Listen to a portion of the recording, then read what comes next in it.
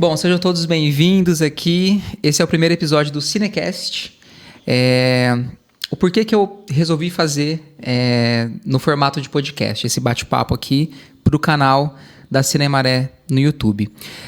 Muitos clientes me procuravam, assim, sobretudo para fazer lançamentos, né, sobre marketing digital, vídeo para rede social, e eu percebi, né, que existiam muitas dúvidas em relação a isso, né? Sobretudo como você criar um vídeo para rede social desde o início, né? O que eu devo fazer, né? Eu sou um empresário, quero começar a ter uma presença digital, o que eu devo fazer? Então, surgiam muitas dúvidas. Então, eu resolvi fazer o Cinecast, convidar alguns amigos meus, alguns parceiros que tem conhecimento nessa parte de audiovisual, no digital também, enfim, cada um na sua área para a gente poder esclarecer, né? Então, a cargo informativo, assim, eu acho que esse podcast, o objetivo dele é esse, trazer informação para você que pretende começar no audiovisual, pretende começar a trabalhar com isso. A periodicidade desse podcast não tem, eu não sei, né? Acho que conforme as pessoas forem chegando e conforme os assuntos forem sendo pertinentes, a gente vai estar fazendo aqui. Então, não vou conseguir falar para vocês, eu vou lançar um episódio toda semana. Não sei. Então, fiquem sempre ligados aí na rede social, que a gente vai estar divulgando. Então, hoje, né, para o primeiro episódio number 1, eu trouxe aqui o Guilherme de Lamura. O Guilherme é advogado. Antes de tudo, ele é produtor cultural, audiovisual, produtor de eventos também, é ator e é DJ também. É isso? Sim, senhor. Muito bem, seja bem-vindo, Gui. Obrigado por... E é meu amigo também. Acima de tudo, né? Antes de tudo. Obrigado por ter aceitado o convite. E a primeira pergunta que eu quero te fazer, né? Você se diz produtor, né? O que é um produtor? O papel do produtor dentro do audiovisual? Olha, primeiro eu gostaria de agradecer o convite. E, bom, vamos lá. O papel do produtor, né? Principalmente, ele faz com que a produção audiovisual, que o cliente gostaria, né, que tivesse um resultado, ele faz isso acontecer. Uhum. Então, basicamente, muitas vezes chega-se com ou storyboard, ou não chega com storyboard, ou não chega nem com o roteiro, e ele vai intermediar, buscar profissionais para poder fazer isso acontecer. Né? Certo. Evidentemente que hoje, com as redes sociais, houve uma simplificação do processo de produção, né? E até mesmo com acessibilidade, né? Com um maior acesso. Hoje a gente tem câmeras digitais que fazem bom trabalho, a gente tem celulares com câmeras excelentes, enfim. Então, o produtor ele vai intermediar alguns contatos com quem gostaria de fazer um vídeo e fornecedores. Certo. Normalmente, a gente trabalha com uma lista de fornecedores que a gente conhece, né? E, eventualmente, se de repente aparece uma demanda que a gente ainda não conhece algum fornecedor, a gente vai atrás para poder viabilizar, né, a produção no audiovisual. Nas outras frentes são outros 500. Justamente. Então, porque assim, né, você trabalha com produção também de teatro, né, de festivais de teatro, e o que tem em comum o produtor por exemplo, um produtor de teatro e um produtor de audiovisual? O que os dois têm em comum? Será que talvez seria a criatividade? Seria criatividade e acho que basicamente a palavra orçamento seria, porque todos eles vão precisar fazer muitos orçamentos. Né? E inclusive que vamos deixar bem clara aqui uma situação que eu acho que é importante, né, a gente frisar. O produtor, ele já está trabalhando a partir do momento que ele está fazendo orçamentos, né? E muitas das vezes as pessoas nos procuram e querem um orçamento fechado de tudo. E pra gente é muito mais interessante, por exemplo, no audiovisual, que a pessoa passe olha, tenho tanto de verba para poder realizar esse projeto. E aí a gente vai em busca, dentro daquilo que ela precisa, né? Viabilizando custos, trabalhando com uma série de fornecedores que são parceiros, que são amigos, negociando isso e aquilo, para poder viabilizar, que é o mais difícil. Então, muitas vezes as pessoas acham que o produtor, quando pede um orçamento para o produtor, elas querem que a gente passe um orçamento pronto e muito detalhado, né? Hoje, né, obviamente, com relação à realidade econômica que a gente vive, primeiro a gente não pode garantir preço de nenhum produto, porque de repente essa semana tá um valor, na semana seguinte pode estar outro, tanto para mais quanto para menos, não dá para saber. E assim, isso já é um trabalho. Então, sempre entrar nesse consenso, né, com os clientes, acho que é o mais complicado, de fazer com que eles entendam que a partir do momento que você já está pesquisando lugares, que você já está entrando em contato com, vamos supor, uma gravação que vai acontecer num espaço muito determinado, uma caixa preta. Aí você vai ter que entrar em contato com alguns teatros, alguns espaços, e isso já é o início do trabalho do produtor. Sim. É o que eu acho que é o mais difícil do cliente entender. Gui, a produção audiovisual, ela é bem extensa, né? A gente tem várias vertentes, né, dentro do audiovisual.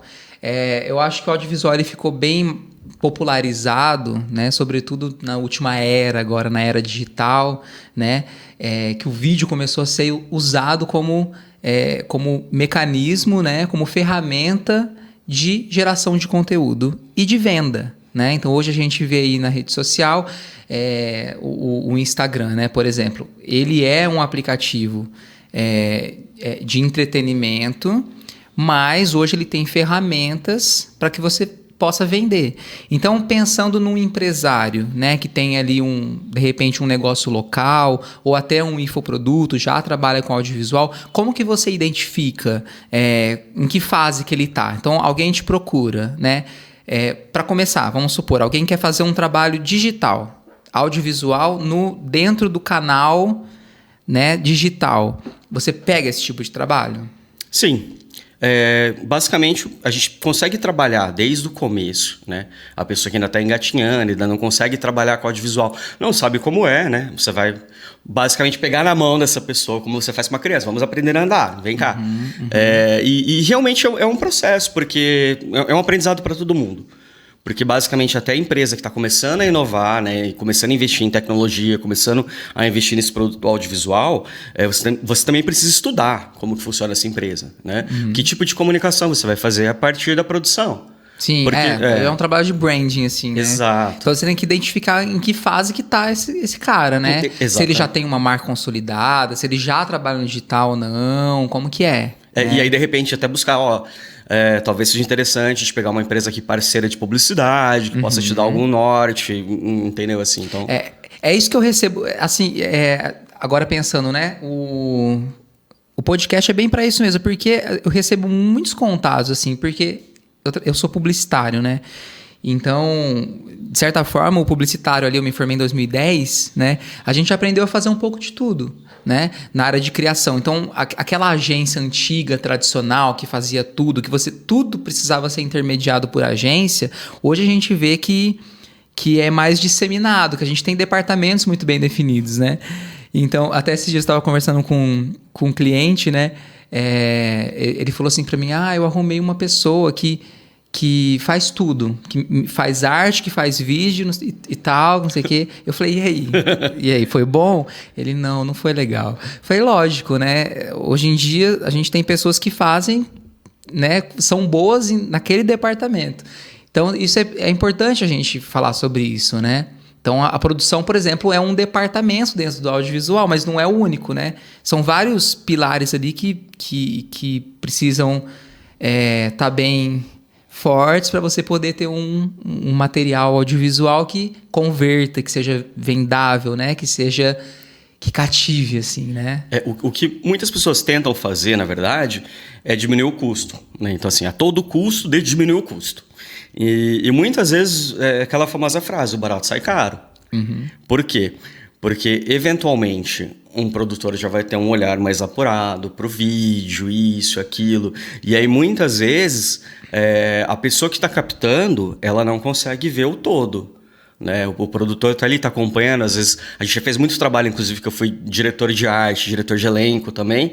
E aí, assim, você estava focado em fazer algo e eu estava focado no macro. Sim. Então, observar o redor, isso é muito importante. Então, muitas vezes acaba que A pessoa barateando o custo, né? Ah, vamos cortar o produtor. Ok, a gente entende, compreende, né? Ninguém é indispensável, insubstituível, mas se tiver o produtor, se tiver o diretor de arte, diretor de elenco, é muito melhor. Fica mais fácil. Fica mais fácil. Mais fluido, né? Cada um no seu quadrado pensando com a sua cabeça. Exatamente. Né? O produtor, ele pensa a cabeça de produtor, né? O videomaker, ele pensa a cabeça de videomaker. O diretor... criativo pensa com a cabeça do diretor criativo. Todos fazem parte da criação, né? Mas tem várias formas de você pensar a mesma coisa, né? E conceber uma ideia e fazer com que ela se materialize, né? Objetivo final, né? Fazer com que a coisa aconteça, fazer com que a coisa flua. Nossa, e muitas vezes assim, eu vejo muito cliente que não consegue imaginar o produto final. Eu acho que a maioria não, né? Às vezes eu falo muito do storytelling, né? Que é você contar a sua história, de você... Sobretudo quem está começando no digital, né? Antes de você vender alguma coisa, você precisa se apresentar, né? Você precisa gerar conexão emocional. Você precisa fazer com que a pessoa que está do outro lado te assistindo, ela se conecte com você, né? Ela fala, putz, eu gosto desse cara. Eu gosto do que ele fala. Eu vou com a cara dele... Enfim, tem que ter em algum nível tem que ter uma conexão. Então, depois assim, a gente vai fazer uma campanha, por exemplo, uma campanha de um lançamento digital. Se a pessoa não te conhece, se você não tem pelo menos um vídeo storytelling falando de você para gerar essa conexão, vai ser muito difícil você converter. Não adianta você ter um lançamento extremamente bem feito, um criativo muito bem feito, se a pessoa... não te conhece, né? Não confia em você. Basicamente assim, hoje a gente pode dizer que o storytelling é como se fosse o seu currículo. É o currículo, né, dos anos 2020, assim. Sim. A gente conseguiu converter o currículo em papel, que você entregava de porta em porta, agora pro Instagram e você se apresentando, né? Para uma grande massa, estando nas redes, de certa forma sendo visto, sendo lembrado. Então as pessoas precisam te conhecer, precisam saber quem é você. Sim. E o que você faz, qual que é a tua história, a tua trajetória, né? E o quão importante você pode ser na vida delas. Uhum. Que muitas vezes isso não fica muito claro. A transformação que você quer causar. A transformação, né? Exatamente. E que você vai causar, porque é isso que a pessoa vai comprar. Vai comprar a transformação que você vai causar para ela, né? Exatamente. Agora a gente pode falar sobre um projeto nosso, né? Inclusive, queria mandar um beijo, o Ellen Bold, que a gente, né, fez um projeto incrível no início de 2020. E ela realmente, ela comentou a respeito da diferença que é trabalhar com a gente. Acabou de gravar um videoclipe lá fora. Uhum. E ela falou, é muito diferente. É muito diferente. Então, assim, cada pessoa tem uma particularidade e uma forma de se trabalhar. Uhum. Né? Acho que isso é o diferencial. É verdade. E contar essa história é muito importante. Explicar o porquê que você pode ser diferente na vida das pessoas... Isso é extremamente importante. E para fazer isso tem que ser um criativo. Tem que ser. Porque o criativo ele tem o olhar humanizado, né? É aquela coisa, né? É muito importante a gente falar sobre isso. Porque numa empresa, a pessoa que faz a contabilidade, ela é importante, né? Mas você não vai colocar a pessoa que faz a contabilidade para fazer uma campanha de marketing para você, entendeu? Então, o criativo, ele é muito importante numa empresa, né? Porque ele vai criar, ele vai ter as ideias, ele sabe como gerar essa conexão. E o que aconteceu justamente com a Ellen Bold, né? Foi isso, né? A gente fez essa... em termos médicos, né? Eles falam muito de anamnese, né? A gente fez essa anamnese, né? A gente sentou mesmo com uma escuta atenta para saber o que ela precisava. Porque às vezes a gente vê muita gente... Assim, tá a rodo de gente na rede social cagando regra, né? Falando, você tem que fazer isso e aquilo, os 7 passos que não sei o quê. Sabe? Tem muita gente fazendo isso. Funciona? Funciona. Mas o fator subjetivo, ele ainda reina. Você precisa sentar para ouvir aquela pessoa. O que ela precisa. E isso vale para tudo. Tanto para você fazer um orçamento e para você fazer uma anamnese do seu cliente, tanto para esse cliente vender alguma coisa para alguém. Entendeu? Sim, sem sombra de dúvida. Assim, como você disse, a questão a produção ela começa muito antes, né? Ela começa lá atrás, a partir do atendimento. A forma como você faz o atendimento também faz toda a diferença de você ter uma escuta ativa, né? do que o cliente está procurando, do cliente está buscando, né? E entender qual que é a necessidade dele e entregar. E da mesma forma que também pode acontecer o oposto. De repente aparecer um cliente, ele tem uma necessidade, ele tem uma forma de trabalhar que também não condiz com a sua, né? E é um relacionamento. Então, e talvez aquela seja não interessante não pegar aquele trabalho, porque vai dar algum problema, ali na frente vai acontecer algo. Então, as formas de se trabalhar também diz muito a respeito, né? De cada indivíduo. Eu acho que isso é importante também reconhecer, opa, aqui é um terreno que eu não gostaria de pisar, porque muitas vezes a pessoa, às vezes até não respeita o seu trabalho, e isso não é legal, né? Com certeza. Você tem, tem que ser qualificado, né? Tem que ser ali uma pessoa que está disposta a comprar o que você tem para oferecer, né?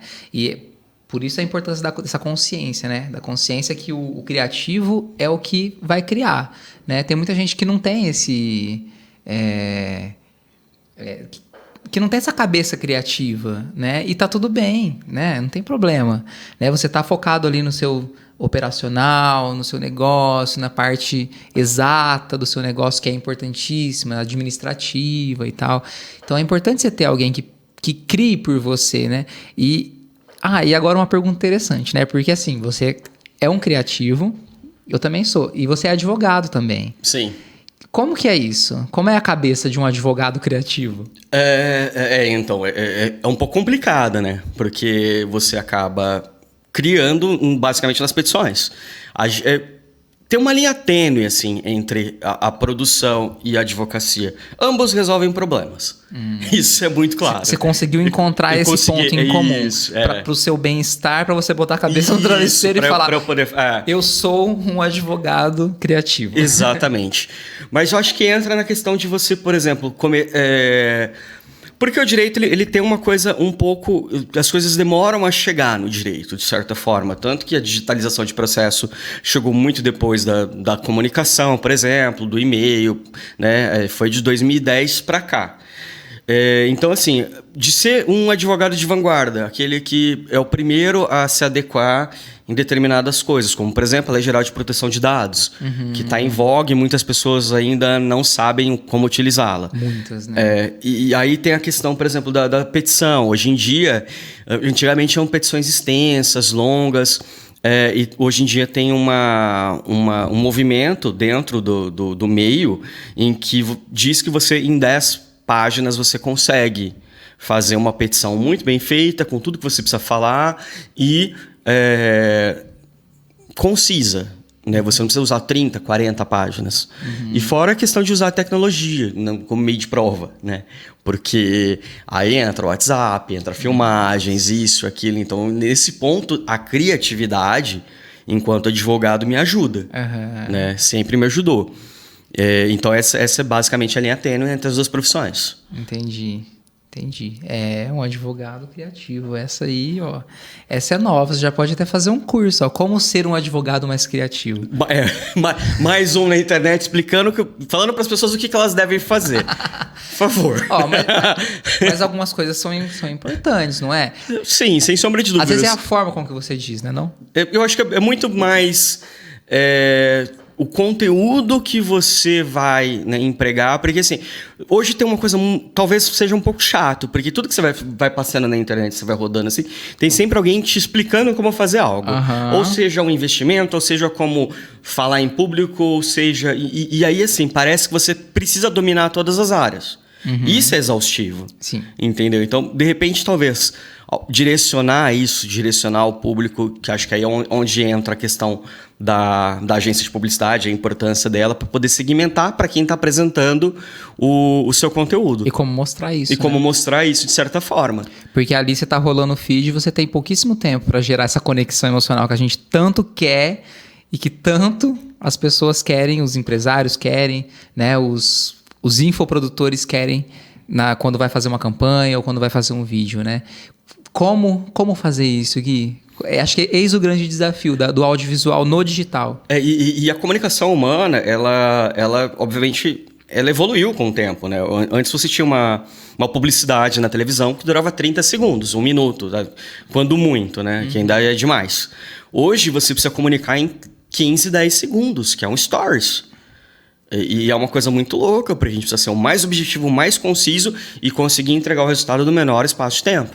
Ou você chamar a atenção nos primeiros segundos para a pessoa... Poder prender a atenção dela, para ela poder, por exemplo, assistir um Reels de 7 minutos. Pode ser um trailer, algum mini documentário, alguma coisa assim.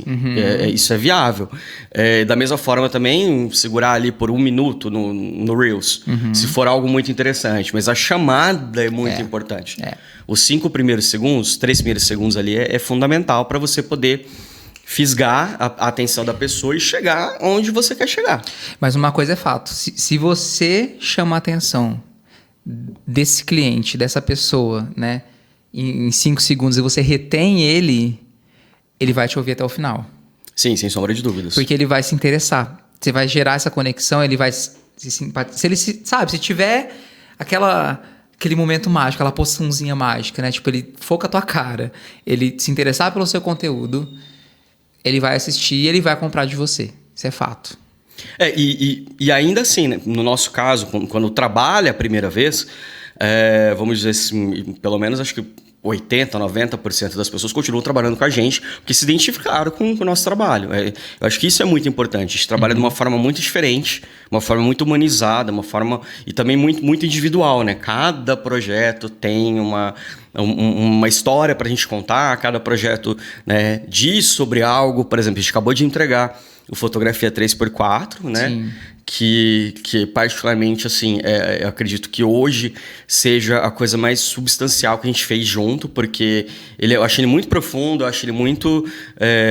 ele me tocou muito, esse projeto, depois assistindo principalmente, né? Revendo aquelas histórias todas que a gente trouxe. E tudo isso, assim, essa comunicação, esse trabalho todo e poder... mostrar para as pessoas a vida real, eu acho isso muito importante. Fotografia 3x4, para quem não sabe, é um documentário que a gente lançou recentemente, que foi contemplado pelo Prêmio Nelson Seixas 2022, está aqui no canal, né? Tem uma playlist lá, então depois assistam. São relatos testemunhais da história de vida, né, dos moradores da favela Marte que estão passando agora por esse processo, que saiu da favela, a favela 3D está sendo construída e depois vão voltar para lá.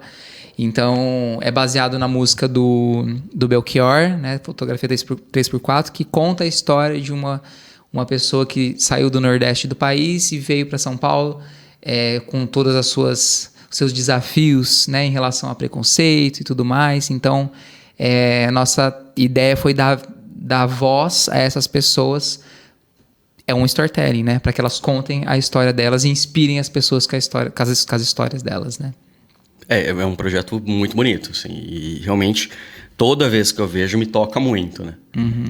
No dia eu me recordo da gente estar gravando, você chegou a chorar, que eu ouvia atrás de mim, assim, ele ficava um pouco mais para trás, eu ficava um pouco mais para frente, entrevistando as pessoas, e eu segurando para não chorar,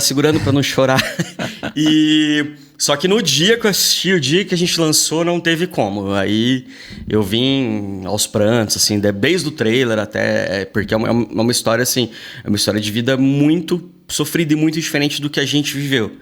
Né? E pra gente dar a oportunidade das pessoas que sempre foram apagadas pela história, delas se tornarem protagonistas nesse momento, eu acho que foi realmente um fato muito marcante na nossa carreira. Sim, eu acho também. E assim, não tem como, né? Quando você... É difícil você separar o profissional e o coração, né? Quando você está realizando um projeto, quando você está gravando. Eu, pelo menos, sou assim. Eu entro de cabeça, eu me emociono mesmo e eu estou interessado mesmo em saber, entendeu? Eu acho que esse olhar humanizado para o cliente é importantíssimo, porque é como se você se colocasse no lugar de quem vai estar assistindo, né? O que essa pessoa... qual é o que você vai acrescentar na vida dessa pessoa, né? E aí, assim, a gente, com a cabeça de publicitário também, você é jornalista também, esqueci até de mencionar. Não cheguei a me formar, calma, eu fiz jornalismo, mas não cheguei a me formar. Então, fiz publicidade também, mas também não cheguei a me formar. Nossa, é verdade, você também fez publicidade. Enfim, com a nossa cabeça de marqueteiro, vamos colocar assim, né? A gente, né? Eu pelo menos, foi sempre um desafio para mim. Pegar essas histórias, né, que são só coração, que tem sua carga emocional, e você contar elas com toda a sua bagagem, com toda a minha bagagem publicitária e tal, e transformar ela num produto que atenda a questão emocional, que vai emocionar, que vai gerar conexão e que também é vendável, que é uma venda também. Então, é um institucional, eu diria assim, eu acho que o storytelling, né, as histórias, o contar as histórias, agora falando de empresa, né, é um institucional da empresa, só que muito mais impactante, muito mais forte, com muito mais poder de converter, sabe? Porque é coração com coração, entendeu? Não é uma coisa ensaiadinha, sabe? Uma coisa que você tá lendo, um TP, entendeu? É difícil você gerar conexão verdadeira com esse intermediário entre você e o teu público final, entendeu? Então, por isso que eu falo que é importante você descobrir, antes de tudo, a sua história, qual que é a transformação que ela gera e colocar ela pra vida, né? Trazer ela pro mundo. Sem sombra de dúvidas, né? E assim, recentemente, quando eu trabalhei no Green Nation, né, eu tive contato com uma nova profissão que até então eu não conhecia, que é o design de experiência. E eu acho extremamente interessante trazer para o audiovisual. Por quê? O design de experiência, né, no caso era a Verônica, aliás, beijo. Hoje eu tô tipo a Xuxa, né, mandando beijo para todo mundo, mas é isso. Foram pessoas muito marcantes, assim, pessoas que realmente somaram muito na minha vida. E aí, assim, o trabalho dela consiste em criar experiências. Então, por exemplo, vou citar um exemplo de uma delas, os Sabores Sentidos, e você entra num caixote de feira gigantesco, uma cenografia, e aí você vai ser vendado e você vai experimentar um bolinho feito com reaproveitamento total dos alimentos. Né? Então, de certa forma, você não sabe o que você está experimentando, porque você está vendado, você precisa descobrir, e aí você aguça sentidos que você talvez não aguçaria, né, se você não tivesse com os olhos vendados. Então, assim, tudo isso me pôs a pensar e de trazer essas experiências, né, trazer o design de experiência para o audiovisual, porque também é uma experiência para quem está assistindo. Determinados produtos audiovisuais, realmente eles se tornam uma experiência para quem está assistindo. Entendi. Meio que pular do 2D, né? E causar uma sinestesia, mesmo que não seja palpável. Exatamente. Né? Você despertar outros sentidos, né?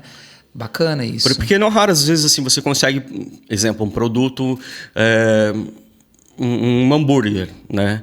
Você consegue fazer dentro do audiovisual com que a pessoa deseje, né, experimentar aquilo. Né? Obviamente tem N fatores, como por exemplo uma fumaça saindo dali, um queijo derretido. Então tudo isso é muito importante. Até por isso que o diretor de arte presente numa gravação é fundamental. Sim. Sabe? Então muitas pessoas acabam subestimando, né, algumas profissões e não tendo esses profissionais no set de filmagem. E mais do que isso também, Gui, eu até diria que o produto ele é importante, mas é a experiência que vende, né? Porque se você tem um hambúrguer delicioso, uma imagem maravilhosa, aquele produto suculento, aquele queijo derretido, vai vender? Vai. Mas se você coloca uma pessoa comendo aquele hambúrguer, a pessoa vai se enxergar nela. Então, isso é humanização, né? E vai vender muito mais. Sim, e aí, assim, já indo para o design de experiência mesmo, né? A gente já está indo para um outro lugar. Por exemplo, tem uma pessoa para desenhar toda e qualquer experiência que vai ser estando na sua loja, né? Uma hamburgueria. Olha, o atendimento vai ser de tal forma, sabe? E dar treinamento para que aquilo realmente seja não apenas uma ida numa hamburgueria, mas seja uma experiência para o cliente. Entendi. Ah, legal. É um inbound. Isso. Eu não sei nem... Eu acho que é esse termo, hein? Tem tanto termo da época da faculdade, assim, que... Isso é uma coisa interessante de ser abordado também. Porque conforme o tempo vai passando, a gente vai vendo diferentes formas de dizer a mesma coisa. Então, é o que eu estava falando antes, né? As coisas milagrosas da internet, né? Se você fizer isso, né? Os 5 Cs do marketing, sabe? Essas coisas novas, né? Você tá dando risada, né? Enfim, tudo isso já existe há muito tempo, né? São só diferentes formas de dizer a mesma coisa. E no final das contas, isso se resume de uma forma bem grotesca, né? Claro que tem todas as suas implicações, os seus, né? Mas se resume na conexão, né? Então, por exemplo, a gente vê hoje em dia também tem uma vertente do marketing digital que está trabalhando bastante com os desejos, né? Os pecados, os 7 pecados capitais, por exemplo, né? O que é isso?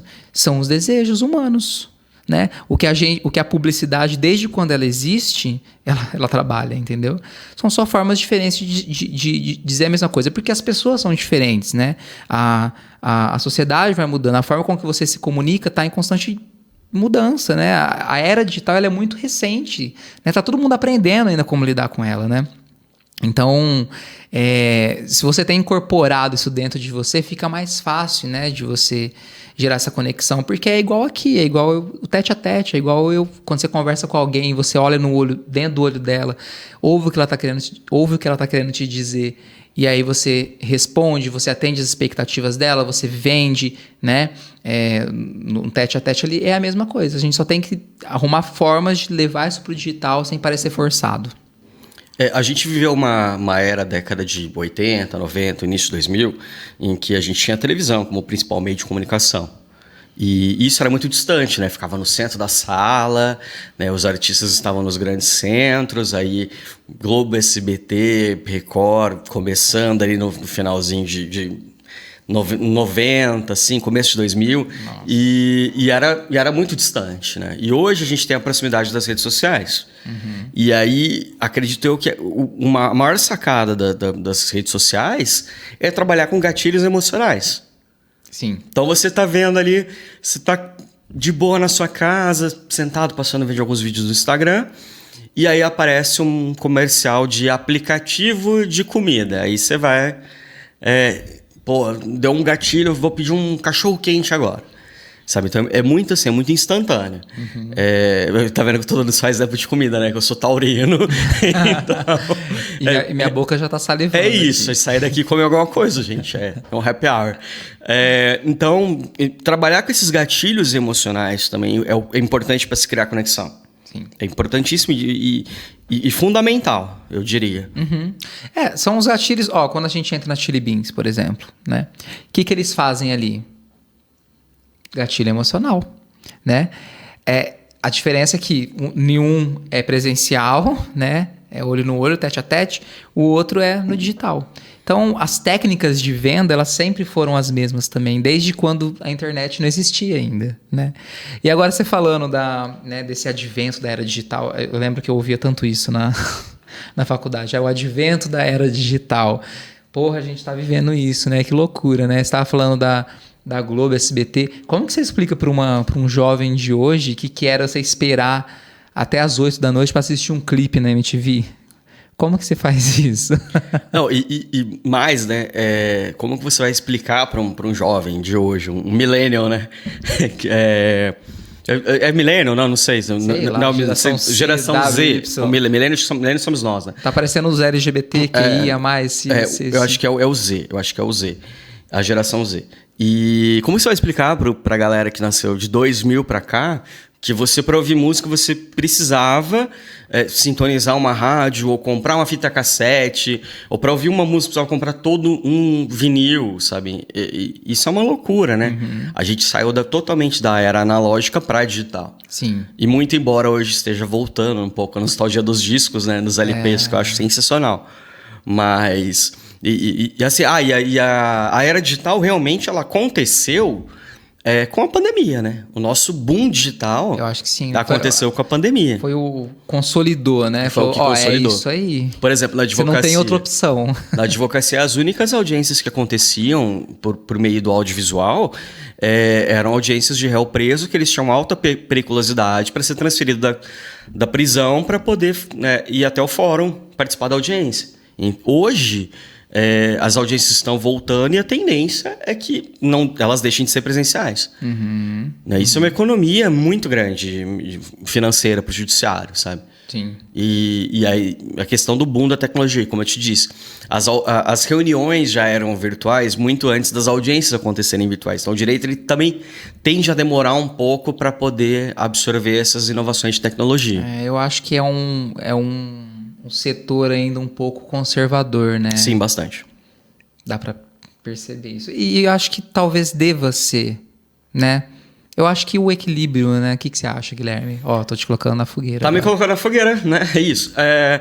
Eu acredito que sim, porque quando você trabalha com direito, direito é uma coisa que não é muito palpável, né? Então, não é, por exemplo, um médico vai operar uma pessoa, ele, né, consegue pegar... O direito, muitas vezes, ele não é palpável, né? Como que eu vou pegar o seu direito palpável, o seu direito de ir e vir? Entendeu? Então, é uma coisa muito... E precisa ser conservador para, de repente, entender, isso aqui já deu certo. Ok, então podemos, né, absorver esse conteúdo. Então, eu acho que há um certo conservadorismo nesse sentido, e eu acho que até uma certa segurança de você ir pisando num terreno que já é sólido, já é consolidado, e aí absorver essa tecnologia, mas de forma já testada. Então, por isso que como você falou, relação de equilíbrio. Sim. Enquanto a publicidade, quem trabalha com rede social se joga no novo, assim, o direito já vai com uma certa calma. Gui, a gente está partindo agora para o final. Eu queria fazer uma pergunta para você, abordando um pouco do teatro também, que você, né, você é produtor cultural, e eu acho muito legal. Eu sou um apaixonado pelo teatro. Eu pulo 2 metros de altura quando alguma companhia me chama para filmar um espetáculo, alguma coisa, porque eu gosto muito disso. Eu admiro, eu aprecio, eu me emociono. E você, como produtor cultural, né, você lida com artistas, né? Você está ali o tempo todo com eles. E fazendo esse gancho, essa conexão com o storytelling também, né? Cada um ali tem uma história, né? Como que você, com esse olhar humanizado, né, também tendo que ter a sua autoridade como produtor e lidando com esse monte de artista, cada um com a sua história, como que você faz? Como que é esse desafio de ser um produtor cultural hoje em dia?